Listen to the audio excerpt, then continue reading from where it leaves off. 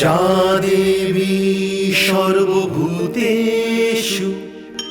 শক্তিরূপেণ সংস্থিতা, নমস্তস্যৈ নমস্তস্যৈ নমস্তস্যৈ নমো নমঃ।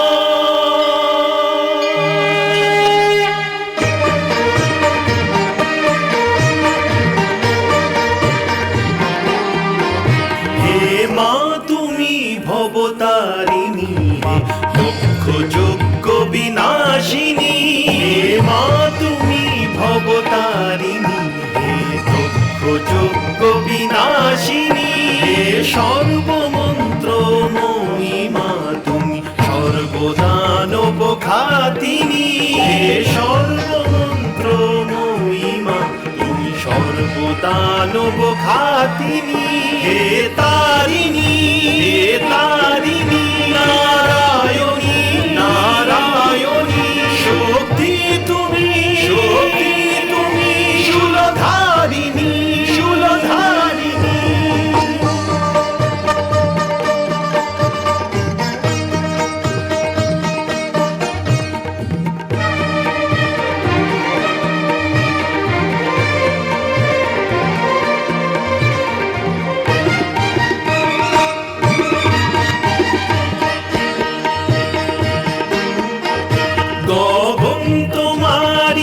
রচনা তুমি বাতালেরই রচিতা, তুমি জননী হে পালিকা, সৃষ্টির স্থিতি সংহারিকা, সৃষ্টির স্থিতি সংহারিকা। ঘন শ্যামল রঘুপতিতে বিলীন তোমারি কল্পনা, শূন্য তুমি পূর্ণমা হে জগদ্ধাত্রী কালিকা, কাটায়নী সুরবর্ষিণী তুমি মহিষাসুর মর্দিনী, হে তারিণী নারায়ণী নারায়ণী, শক্তি তুমি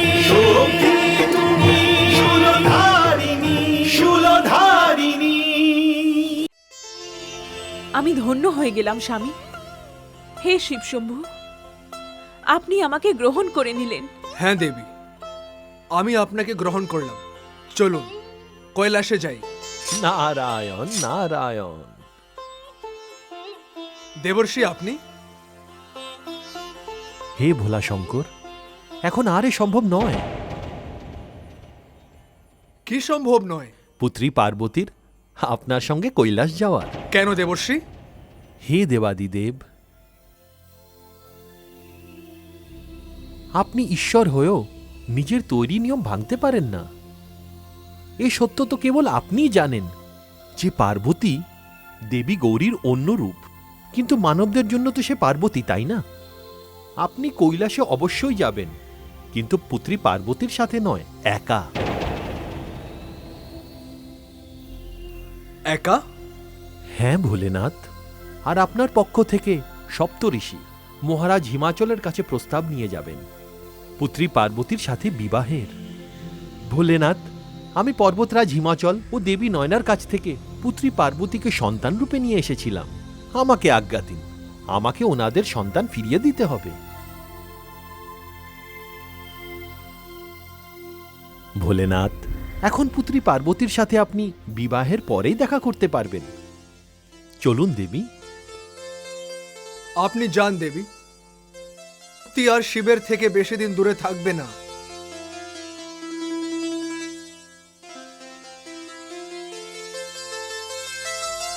চলুন।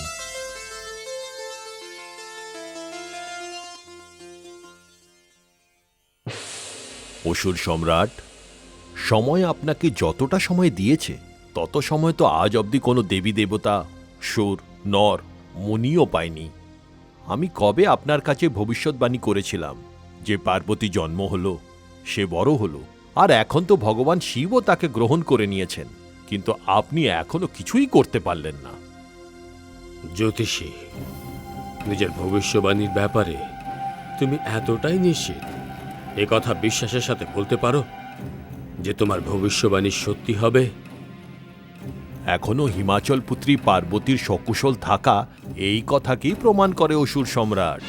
জ্যোতিষী,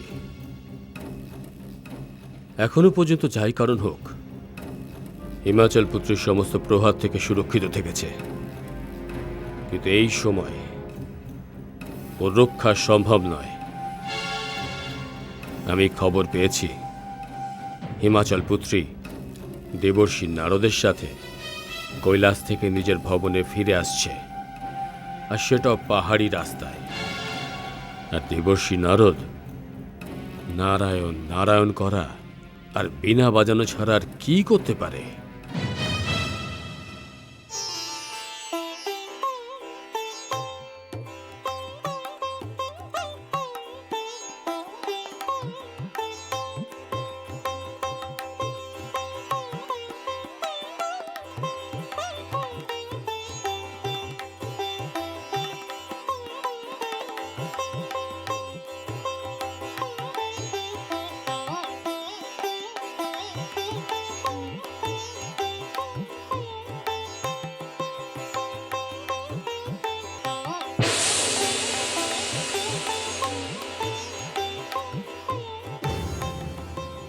দাঁড়াও, আপনারা দুজন বন্দী। আমরা আদেশ পেয়েছি যে আপনাদের দুজনকে অসুর সম্রাট তারকাসুরের সামনে উপস্থিত করতে হবে। সৈনিকেরা, নিশ্চয়ই তোমাদের কোনো ভুল হয়েছে। আমরা না তো কোনো অপরাধ করেছি, আর নাই কোনো রাজদ্রোহ করেছি। আমরা সবাই জানি আপনি চুপচাপ আমাদের সাথে চলে চলুন, অন্যথা বিরোধের ফল একদম ভালো হবে না। তোমরা শুধুই নিজেদের অহংকারের পরিচয় দিচ্ছ। আমি একটি স্ত্রী, আর ইনি একজন সন্ন্যাসী। যদি এটা ভেবে তোমরা আমাদের পথ আটকানোর দৃষ্টতা করে থাকো, তাহলে এখান থেকে চলে যাও। চলে যাব, নিশ্চয়ই চলে যাব, কিন্তু তোমাদের দুজনকে সঙ্গে নিয়ে। না হলে কি হবে? আকাশ কি ধরায় পড়বে? প্রলয় চলে আসবে? কি হবে? আরে তোমরা দেখছো কি? এখানে উঠিয়ে নাও এদেরকে, নিয়ে চলো। দাঁড়াও। পরিণাম কত ভয়াবহ হতে পারে তোমরা জানো না। কাল তোমাদের মাথার উপর নৃত্য করছেন মৃত্যুর দেবী। তোমাদের নিজের খাদ্যে পরিণত করবে। নারীকে এত দুর্বল মনে করো না। এই নারী অবলা নয়, বেশ বলশালী। হে প্রভু, রক্ষা করুন।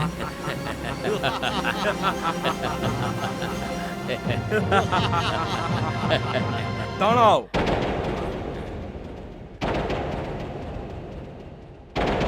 নীচ কুল কলঙ্কি পাতকি অসুরের দল, তোদের এত সাহস! যদি তোরা সমস্ত সৃষ্টিকে জ্বালিয়ে দিতে, আকাশ থেকে চাঁদ আর তারা ছিঁড়ে ফেলে দিতে, তাহলে কখনোই আমি তোদের দিকে চোখ তুলে দেখতাম না।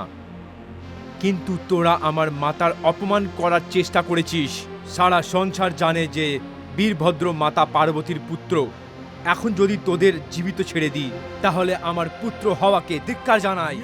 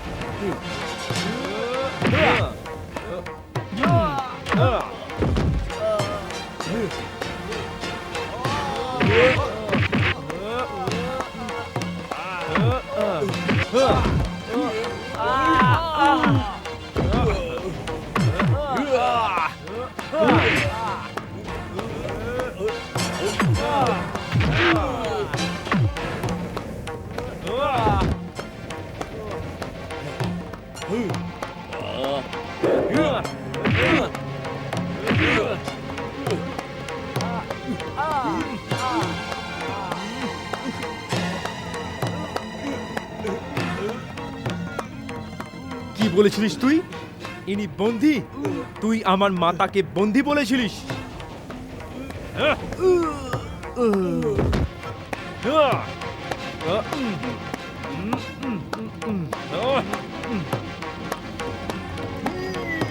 তুই এনাদেরকে তারকাসুরের সামনে নিয়ে যেতে চাইছিলিস? আমার মাতাকে?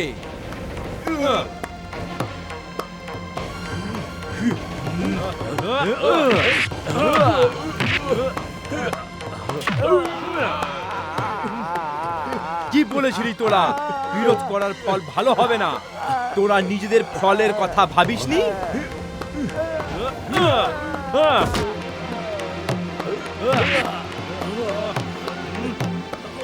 তুই এনাদের দুইজনাকে তুলে নিয়ে যেতে চাইছিলিস? আমার মাতাকে?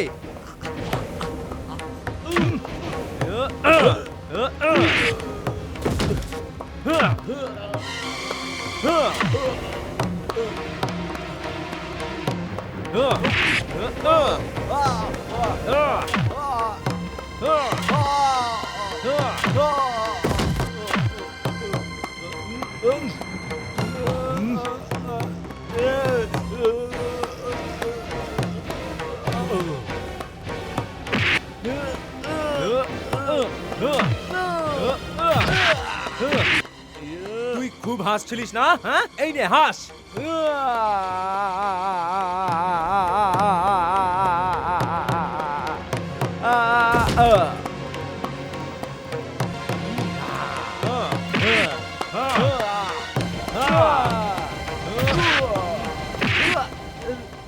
আমি তোকে মারবো না, জীবিত ছাড়বো, যাতে তুই গিয়ে তারকাসুরকে বলিস যদি কখনো এরকম দুঃসাহস করে তাহলে মায়ের চরণে শপথ করে বলছি আমি তোদের অসুর রাজকে তার অসুর লোকের মাটির গভীরে পুঁতে দিয়ে আসবো। ইয়া!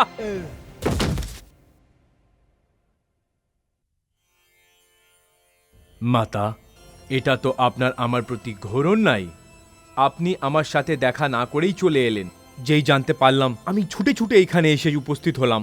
মাতা, আপনি জানেন না হয়তো এই অসুরগুলো আগেও আপনার তপস্যা ভঙ্গ করার চেষ্টা করেছিল। পুত্র বীরভদ্র, রুষ্ট হয় না। আমি তোমাকে কষ্ট দিতে চাইনি। এতে কষ্টের কি আছে মাতা? আমার জন্মই আপনার দেখাশোনা ও রক্ষার জন্য হয়েছে। বীরভদ্র, তুমি একেবারে ঠিক সময় এসে পড়েছ। ধন্যবাদ দেবশ্রী। আসুন মাতা, আমি আপনাকে আপনার ভবন অবধি ছেড়ে দিই। হ্যাঁ বীরভদ্র, তুমি সঙ্গে থাকলে আমাদেরও কোনো প্রকারের আশঙ্কা হবে না। দেবী, আপনার লীলা অপরম্পার। আসুন মাতা। নারায়ণ নারায়ণ।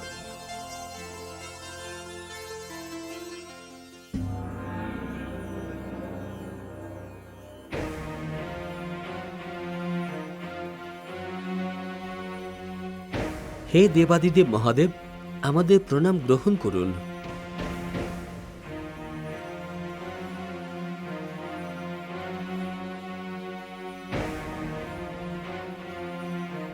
প্রণাম দেবগণ।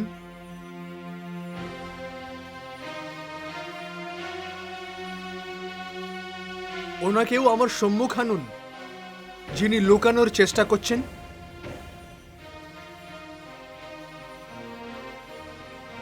ত্রাহিমাম দেবাদিদেব, ত্রাহিমাম। আমি জানি যে আপনি আমার প্রতি রুষ্ট, কিন্তু দেবতাদের অবস্থা আপনার অজানা তো নয়। তারকাসুরের কারণে আমরা সবাই এক স্থান থেকে অন্য স্থানে পালিয়ে বেরোচ্ছি দেবাদিদেব। আমি জানি, যখন আমি দেবী সতীর বিয়োগে ছিলাম তখনও আমি এই কথা জানতাম। আর এখনো যখন দেবী পার্বতীর রূপে আমাকে দেবী সতীর দর্শন হয়ে গেছে, তবুও আমাকে সেটা খেয়াল আছে। দেবরাজ, আপনি যদি কামদেবকে না পাঠিয়ে নিজে আমার কাছে আসতেন, তাহলে কি আমি আমার কর্তব্য থেকে বিচ্যুত হতাম? দেবরাজ, আপনি নিশ্চয়ই এটা জানতে চান যে আমি দেবী পার্বতীকে গ্রহণ করতে এত সময় কেন নিলাম। যে মার্গদর্শক হয় তাকে নিজের প্রতি পদক্ষেপ ভেবে চিন্তা করে নিতে হয় দেবরাজ। যদি আমি পার্বতীকে দেখা মাত্রই গ্রহণ করে নিতাম তাহলে আমার ব্যবহার একজন কামাতুর ব্যক্তির সমান হতো।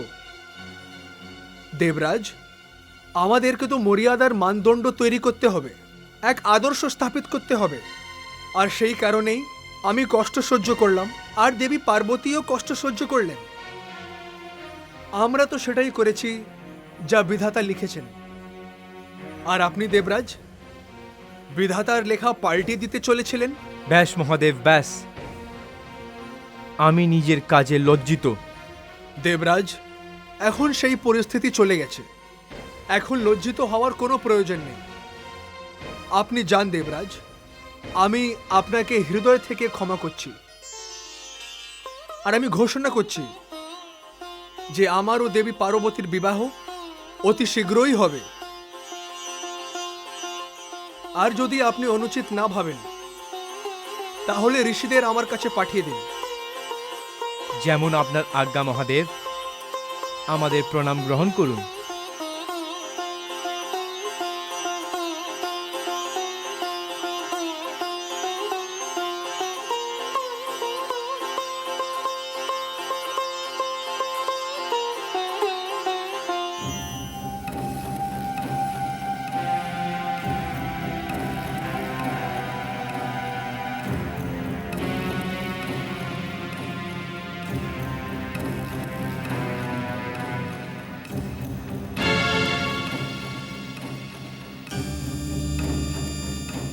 নারায়ণ নারায়ণ। দেবর্ষি, আপনি সব কুশল তো? হ্যাঁ অসুর সম্রাট তারকাসুর, আপনার কৃপায় সবই কুশল আর মঙ্গল। কিন্তু ক্ষমা করবেন, এখানে আসতে আমার একটু দেরি হয়ে গেল। কি দেবর্ষি, কিন্তু আমি তো আপনাকে এখানে আমন্ত্রণ জানাইনি।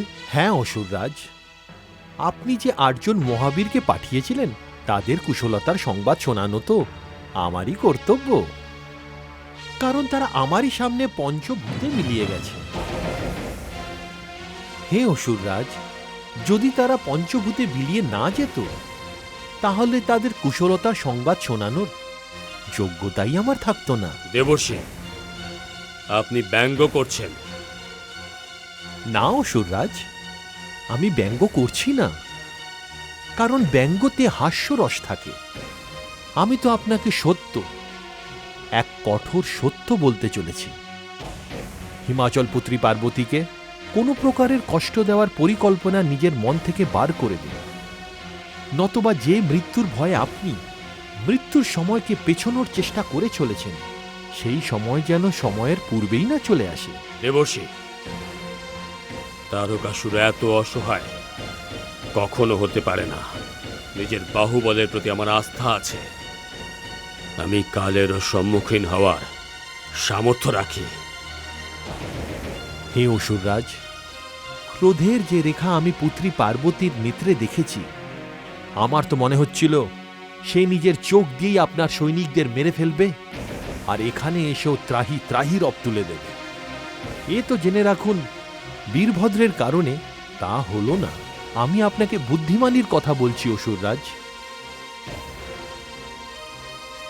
জ্ঞানী নিজের জ্ঞানের বলে নিজের কম থেকে কম আয়ুকেও সম্পূর্ণ করে আনন্দ করে এই সংসার থেকে বিদায় নেয়। কিন্তু আপনার মতন অভিমানী অহংকারী নিজের লম্বা আয়ুকে ব্যর্থই করে তুলেছে। জীবনের এতগুলো বছর আপনি মৃত্যুকে এড়ানোর ভয়তেই কাটিয়ে দিলেন। আমি আপনাকে সাবধান করে দিচ্ছি অসুররাজ, যে যদি আপনি এবার পুত্রী পার্বতীর সাথে এমন কোনো রকমের দুঃসাহস করেছেন তাহলে ভবানীর এমন ক্ষমতা আছে যা ব্রহ্মার লেখাকেও পাল্টে ফেলতে পারে। আমাকে আজ্ঞা করুন, আমি যাচ্ছি। নারায়ণ নারায়ণ।